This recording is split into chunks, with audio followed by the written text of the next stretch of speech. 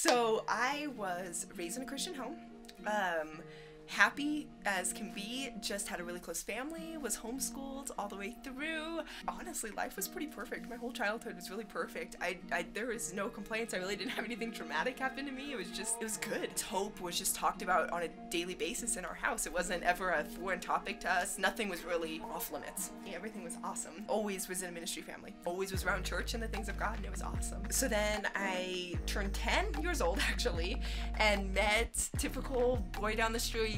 Had a crush on him. We fell in love. If I want to get all Disney for a second, we fell in love. Gosh, whenever I was 19, we got married. And I literally could not think of a way that my life could get any better. Everything was so perfect. And even from the time that I was really, really small, I knew, like way before I met him, everything, I knew that God wanted me to be just a wife and a mom. Always, just like my mom was. That's all I ever wanted. That was all I ever dreamed about. And here I was, 19, getting one step closer to that goal. I'm getting half this dream that I always wanted. And so life was so good. In my mind, it was literally as good as it was ever going to be. It was perfect. Then a year and a half or so later, things just started feeling really off, and just really, me and him were not really communicating the same way. And if I'm honest, we probably never had communicated great, and we probably never had the greatest relationship, if I'm honest about it. But when you're 19, and I mean, he was the only boy that I had ever loved. He was the only boy I had ever kissed. He was the only boy I had ever thought about a future with, ever. So it really didn't matter. None of it mattered, because that was all I knew, and that was all I wanted, was just that life. And a couple years into the relationship, things just started to go really different. I don't know, it was a lot of neglect, a lot of feeling like I was really alone, and me thinking that that was my fault. I shouldn't be feeling alone. I need to change that about myself, you know, and went on and on and on. And then it started to kind of affect my relationship with my sister-in-law, actually my brother's wife at the time. So we started to fight, and as a family, the thing that we had always had was how much we enjoyed being around each other, and how close we all were, and how much we could tell each other anything, and, you know, really be open with each other.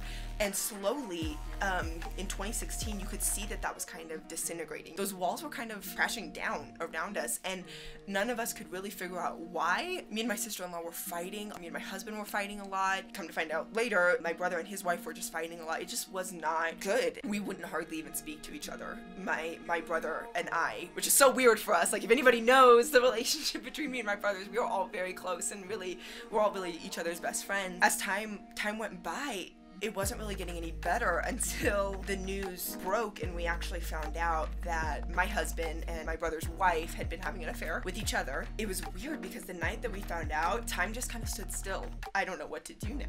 It was just, what do I do now? After you get news like that changes your life forever, and you know it's going to, time just stands still. You don't know what to do. You don't know where to go next. This was my life. This was the dream. And then in an instant, it was taken away. It was gone.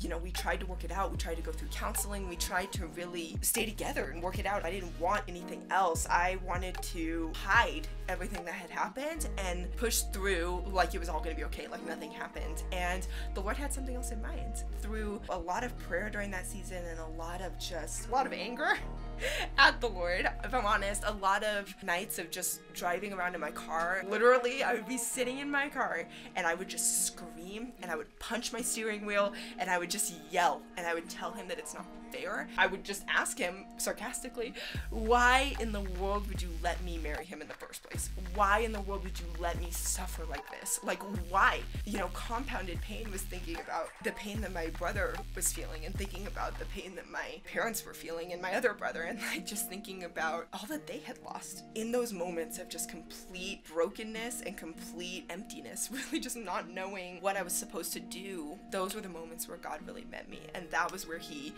told me that it was gonna be okay, and not just typical like, oh, it's gonna be okay, like everything, what would I do? It's all gonna be okay, you know, whatever. Like, it was deep and intimate in those moments of me literally, I kid you not, screaming and cursing at God. I mean, I felt like David from the Bible in that moment. I really did, because I was screaming and cursing God's name. I was over it, because I had been a good Christian girl my whole life, and this doesn't happen to people like that.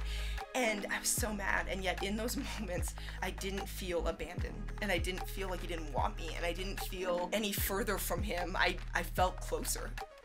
Through that whole process, I just kept My mom and I would have a lot of conversations, you know, obviously through however many months it was, about who's gonna want me. Nobody wants somebody's leftovers. Nobody wants a girl with a bunch of baggage. Nobody wants that. Like, especially not the kind of man that I pictured myself with. That man is not going to want someone who's had a story like this. Stepping back really quick, in all honesty, did you ever feel doubt? 110%. Honestly, I feel like most days I felt more doubt than not. Take us to now. What did the Lord do from that point? Flash forward, I am remarried. I have a baby and she's amazing, and my husband is so amazing. The Lord has done so far above what I thought he could ever do.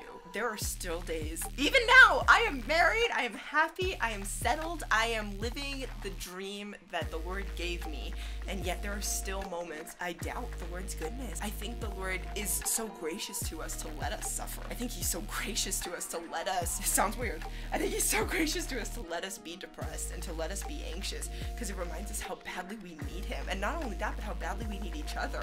I mean, we need each other that are in the church. We have to be honest with each other. We have to hold each other close and be there for each other in these times that we are so low that we can't see what's next. We have to be honest about that, because the people around us can't see what's next a lot of times, and they can remind us how good the Lord has been, and sometimes that's all we need.